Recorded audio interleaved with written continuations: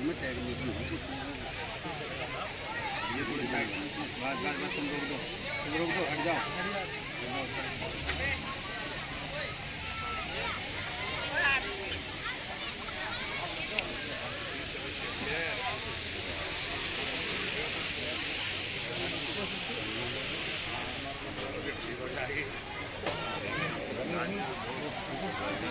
आदाब, नमस्कार। मैं सुल्तान अंसारी और आप देख रहे हैं कृषि साथ न्यूज़ 24।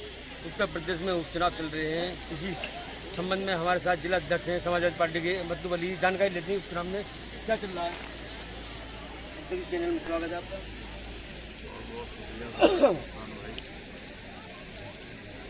उत्तर प्रदेश में चीज़ों का चुनाव चल रहा है, क्या कहना है? कहना यह है कि हमारे यहाँ पश्चिम में जो चुनाव है 3 सीटों पर 4 उधर की है मुरादाबाद, खैर है अलीगढ़, गाजियाबाद है, शहर और मेरा।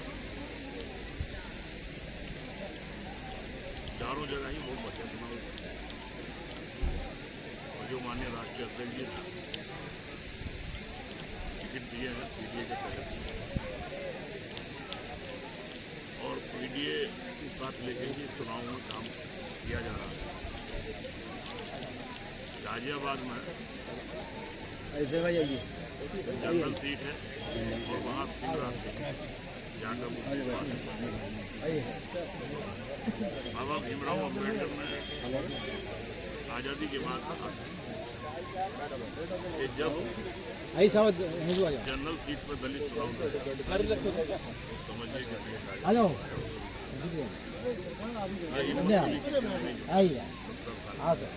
मान्य के जनक करोड़ों नौजवानों को अखिलेश यादव की हिम्मत जुटाई और लोकसभा जो टिकट मेरठ और एसएमपी के उपचुनाव में शिवराज सिंह यादव गाजियाबाद।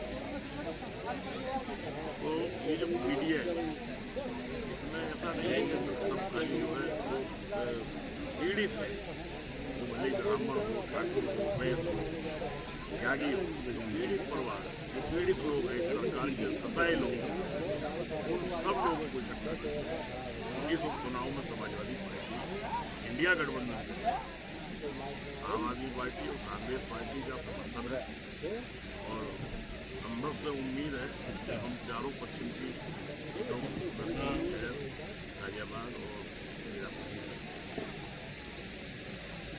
मुख्यमंत्री कहते हैं कटोगे तो पटोगे, जान चल रहा है, क्या कहना है? देखिए हमारे यहाँ भी कुछ पोस्टर लगाए थे ठाकुर योगराज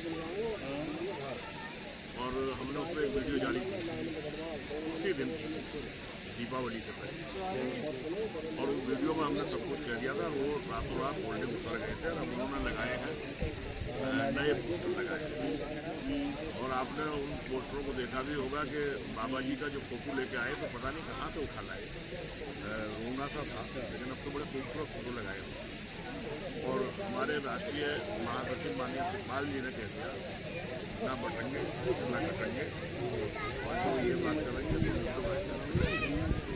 तो इसको मिर्च लग जाएगी, क्यों कोई बटेगा। अभी हम दीपावली का त्यौहार बना के रखते हैं, दीपावली का त्यौहार ये खुशियों का त्यौहार, अंधकार को दूर करने का और दीप जलाने का त्यौहार। सरसों के तेल की कीमत क्या है, कहाँ से दीप जलेगा और अगर उसी दीपावली के पवित्र दीपावली के दिए से देश में और समाज में आप नफरत की आग लगाना चाहते हैं तो समाजवादी पार्टी इसकी निंदा करती है, क्योंकि ये त्यौहार खुशियों का त्यौहार था। एक दूसरे को बड़े मिलकर मिठाई खिलाना और दीप जलाना, उससे रोशनी करना और समाज के अंदर भाईचारा कायम और यही समाजवादी पार्टी का मंत्र है कि जो गंगा जमुनी कश्मीर हमारा जो भाईचारा है मुस्लिम भाईचारा उससे समाजवादी पार्टी हल करेगी। उसी के तहत इस चुनाव में हम जा रहे हैं भाईचारे को और भाईचारे के तहत इस चुनाव को हम जीतेंगे और भारतीय जनता पार्टी के जो मंसूबे हैं वो सफल नहीं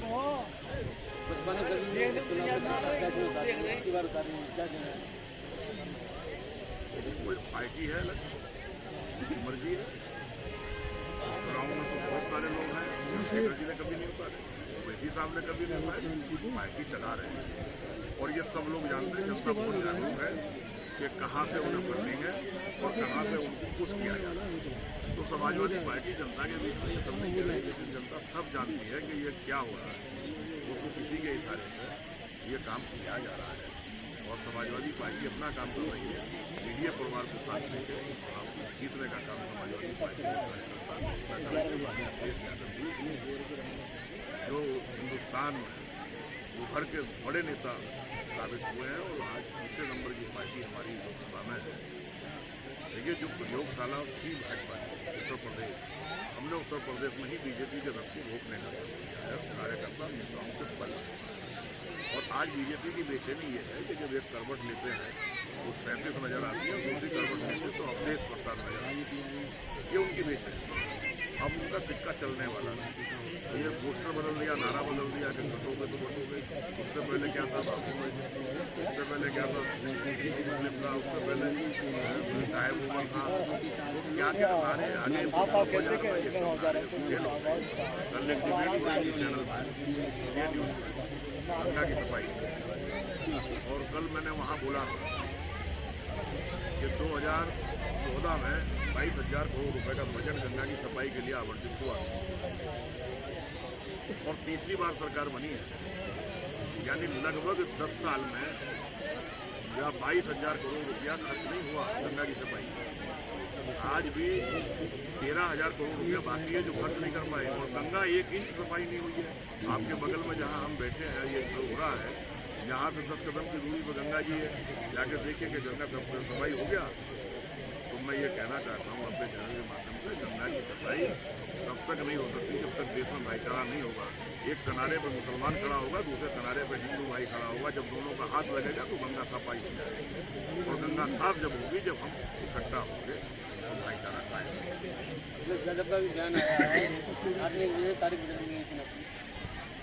देखिए, पहली बार हुआ है शायद मेरे संज्ञान में कि 70 साल में पहली बार हुआ है कि चुनाव आयोग डेट डिक्लेयर कर दिया और उसके बाद फिर डेटों को चेंज कानूनी होने के बाद पहली बार। मुझे नहीं लगता कि कोई इससे पहले कोई ऐसी घटना हुई है। जबकि अब उन्होंने एक बहाना लिया, वो बहाना भी उसे इलेक्शन को ध्रुवीकरण करना चाहिए कि ये वोट जो है वो पैसे जो है हम इसे ध्रुवीकरण कर रहे हैं। जो उन्होंने एक नारा और साथ साथ दे दिया ना कि ये चुनाव की डेट क्यों बढ़ी है, उसे कोई नहीं मानेगा, कोई बात तो नहीं मानेगा। लेकिन पहली बार चुनाव आयोग निष्पक्ष संस्था है और संवैधानिक संस्था है और हम कहते हैं कि ये हिंदुस्तान में बनी सरकार और बिहार ये हरियाणा में बनी सरकार चुनाव आयोग के द्वारा बनाई गई। कभी भी ऐसा नहीं हुआ कि जब काउंटिंग होती है तो उसके बीच में ब्रेकिंग न्यूज में चुनाव आयोग नहीं कहता कि ये रुझान है, रिजल्ट नहीं है। लेकिन पहली बार हुआ है 70 साल में कि हरियाणा के चुनाव में चुनाव आयोग बीच में आके कहता ब्रेकिंग न्यूज है कि ये रुझान है, रिजल्ट नहीं है। और उसके बाद रिजल्ट जो है वो तब्दील हो जाते हैं और यही उत्तर प्रदेश में हुआ।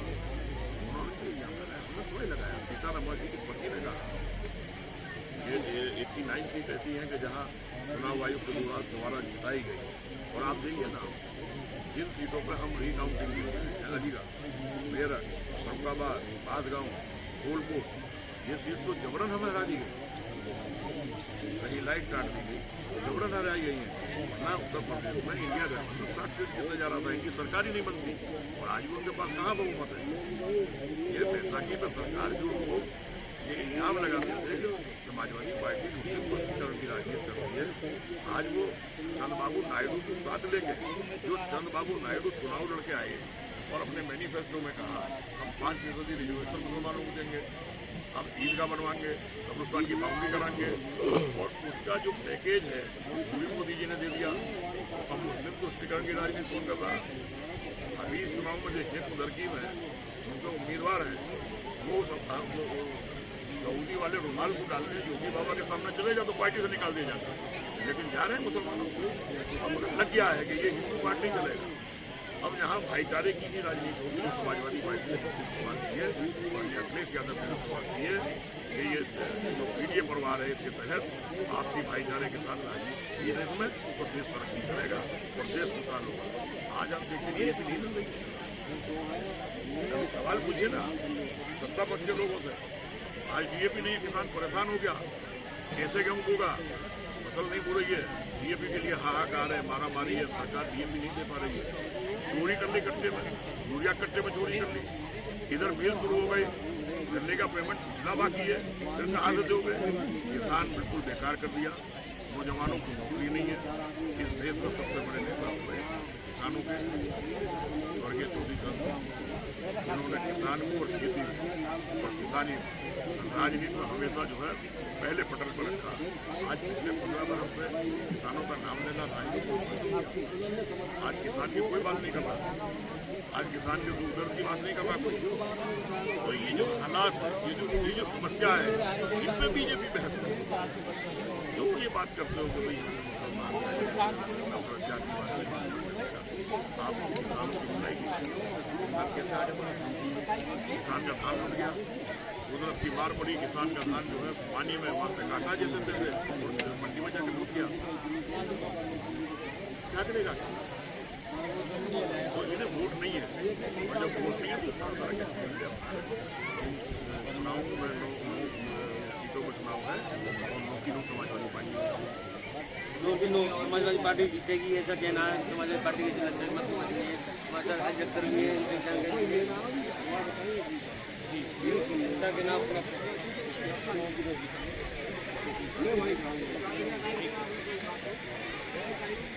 नौ सीट समाजवादी पार्टी जीतने जा रही है उत्तर प्रदेश में। उपचुनाव जो हो रहा है, इनका यही कहना है कि नफरत की जो बात कर रही है बीजेपी, उसका नारा नहीं चलेगा, कटोगे बटेगा जो नारा किया उससे ही उन्होंने हमला किया। हमारे साथ हुसैन भाई भी इनसे जानकारी लेंगे।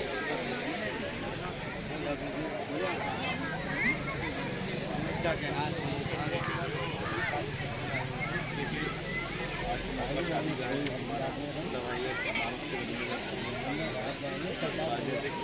नहीं है, लेकिन फिर भी आप बात करते हैं बाई इलेक्शन में बहुत अच्छे हालात में किसान मजदूर और हमें नई संस्कृति शुरू कर दी है कि बांटने का जो चलन है वो तो अंग्रेज़ों का था कि बांटो और राज करो, उसी चलन में चलते हुए प्रदेश का मुखिया भी कहेगा कि बटोगे तो बटोगे, तो बड़ा दुर्भाग्यपूर्ण है। 70 साल के भारत की आज़ादी के बाद बहुत बड़ी बात है कि देश को जोड़कर आगे बढ़ाने की बात करनी चाहिए, युवाओं को रोजगार की बात करनी चाहिए। किसानों को बांटेंगे और कटेंगे उनको बहुत छोटी बात हो गई, निम्न स्तर की बात हो गई। किसान को गेहूँ के इस मौके पर डीएपी तो उपलब्ध नहीं है। मैं खुद भी किसान हूँ, पिछले 10 दिन से डीएपी ना होने के कारण फसल की बुआई नहीं है। तो जो मूलभूत सुविधाएं जो सरकार से आम इंसान को किसान को मिलनी चाहिए, ये सरकार नफरत परोसने के नाम पर मूलभूत सुविधाओं से भी आम इंसान को वंचित कर हमारा देश मुद्दों से बढ़ना रही है। हमारा देश कृषि प्रधान देश है। 400 रुपये का कट्टा पहले हुआ करता था डाई का, आज ये लगभग 1450 रुपये का कट्टा डाई का दे रहे हैं। 4 गुना कीमत कट्टे के डाई की बढ़ा दी है। गेहूँ पे और फसलों के रेट इतने नहीं बढ़े उस आंकड़ों के हिसाब से, और वो भी उपलब्ध है। डीजल 60 रुपये था, आज 90 रुपये में डीजल खरीदकर मजबूरन किसानों को खेती में जो कॉस्टिंग है बहुत ज़्यादा आगे, रिटर्न नहीं है, रोजगार नहीं है, उपलब्धता नहीं है, किसी भी चीज़ की मूलभूत सुविधाओं से वंचित कर रहे हैं। नफरत की राजनीति और ये ज़्यादा चलेगी नहीं। ये भी हुसैन भाई समाजवादी पार्टी के नेता हैं जो बता रहे हैं नफरत की बात जो कर रहे हैं, ये 50 दिन न चलेगी। भाईचारा ही देश में तरक्की करेगा। सहयोगी लक्ष्य में सुल्तान अंसारी से